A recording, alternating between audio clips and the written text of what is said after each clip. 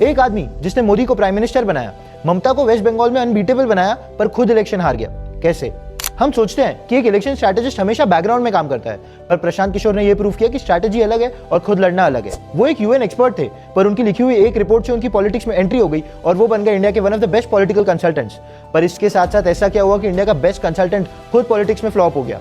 2010 में प्रशांत किशोर ने इंडिया के न्यूट्रिशन के ऊपर एक पेपर लिखा था, एंड वही पेपर इंडिया के तब के प्रधानमंत्री मनमोहन सिंह और अभी के प्रधानमंत्री नरेंद्र मोदी तक गया था, एंड उसी पर उनको बुलाया गया था एक कॉफी के लिए, एंड यहीं से स्टार्ट हुई थी प्रशांत किशोर की पॉलिटिकल जर्नी। 2012 गुजरात इलेक्शन के दौरान पीके ने मोदी को विकास पुरुष बनाया, 3D rallies, holographic projection and साथ साथ में data driven war rooms, and इन्हीं सब चीजों के साथ साथ मोदी बन गए गुजरात के 3rd time chief minister. 2014 Lok Sabha elections, PK ने सिटीजंस फॉर अकाउंटेबल गवर्नेंस बनाया, social media campaigns, Chai Pe चर्चा, ये सारे आइडियाज पीके के थे, एंड इन्हीं सारे आइडियाज के दम पर प्राइम मिनिस्टर बने नरेंद्र मोदी एंड बीजेपी को मिली एक हिस्टोरिक विक्ट्री। पर यहाँ एक ट्विस्ट आया, अमित शाह को पार्टी प्रेसिडेंट बना दिया गया और पीके साइडलाइन हो गए, एंड साथ साथ में पीके को बस एक आउटसाइडर की तरह ट्रीट किया गया जो कि पार्टीज को हेल्प करते थे इलेक्शंस जितवाने में। एंड इन्हीं सब चीजों को देखकर पीके ने आईपैक बनाया, एक ऐसी पॉलिटिकल कंसल्टेंसी फर्म जो इलेक्शंस जिताने में मदद करती थी डिफरेंट पार्टीज को।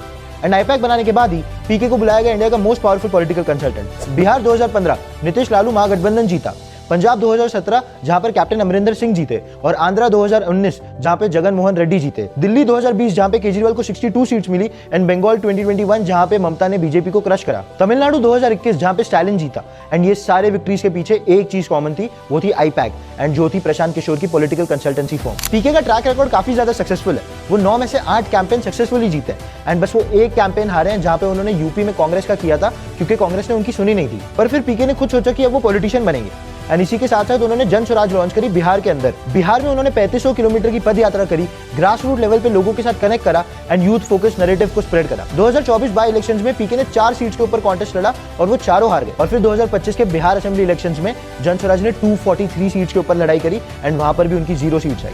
पीके का क्लेम ये था कि अगर इस बार उनकी मेजोरिटी नहीं आई तो ये उनके लिए एक बहुत बड़ी हार होगी, एंड साथ साथ में यही उनकी सच्चाई होगी। ये है पीके की कहानी।